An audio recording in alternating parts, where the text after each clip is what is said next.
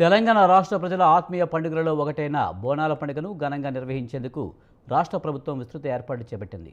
ఈ ఏడాది తొలి బోనం జూన్ 26న చారిత్రాత్మక గోల్కొండ కోటలో ప్రారంభం కానుందని మంత్రి పొన్నం ప్రభాకర్ వెల్లడించారు.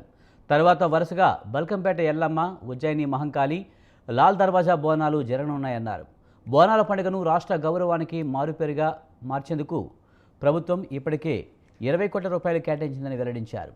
పండుగకు ముందు దేవాలయాల అభివృద్ధికి ఇవ్వబోయే చెక్కులను రెవెన్యూ, ఎండోమెంట్ శాఖలు సమన్వయం చేసుకుని పూర్తి చేయాలని మంత్రి అధికారులను ఆదేశించారు.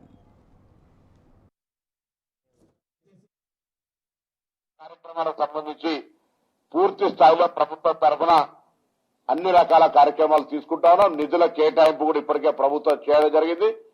ఈ నెల 25 లోపల వివిధ ఏర్పాట్లకు సంబంధించిన నిధుల కేటాయింపు కూడా గౌరవ దేవాదాయ శాఖ మంత్రి గారు ఆదేశించిన విధంగా దేవాలయాలు దాదాపు 3026 మంది దేవాలయాలు ఈ యొక్క ఉత్సవాన్ని ప్రారంభం అవుతున్న సందర్భంగా ఆ దేవాలయాలన్నింటినీ కూడా గౌరవ మేరకు దేవాదాయ శాఖ మంత్రి గారి నిర్ణయం మేరకు 10% పెంచి మనందరికీ కూడా ఇవ్వడం జరుగుతుంది. ఎవరైనా ఇంకా కొత్త దేవాలయాలకు ప్రభుత్వ సహకారం అందుతలేదు అనుకుంటే వాళ్ళు దేవాదాయ శాఖల అప్లికేషన్ కూడా పెట్టుకుంటే వాటిని దేవాదాయ శాఖ తరఫున పరిశీలించి అదేవిధంగా దేవాదాయ శాఖ తరఫున ప్రభుత్వ లాంఛనాలతోటి గత కొద్ది సంవత్సరాలుగా వస్తున్నటువంటి ఆచారంలో భాగంగా సాంప్రదాయంలో భాగంగా కొంత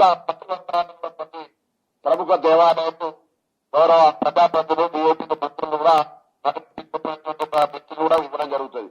ఈ సందర్భంగా ప్రభుత్వం తరఫున అన్ని రకాల కార్యక్రమాలు తీసుకుంటున్నప్పటికీ దేవాలయాల బోనాలకు సంబంధించిన మంచి సమాచారాన్ని అందరికీ ఆన్లైన్ లో కూడా ఉంచుతూ చదువుకోవడానికి బోనాల సాంప్రదాయము, చరిత్ర, హైదరాబాద్ సంబంధించిన ఒక అంశం పట్ల అందరికీ అవగాహన కలగడానికి తెచ్చేటువంటి ఈ పుస్తకాన్ని కూడా పబ్లిక్ డొమైన్ లో ఉంచుతా ఉన్నాం. బోనాలు భవిష్యత్ తరానికి కూడా ఒక సాంప్రదాయం. ఈ రోజు మనకు ఉండేటువంటి ఆచారము, విశ్వాసానికి అనుగుణంగా ఆనాడు నిజాం కాలం కంటే ముందు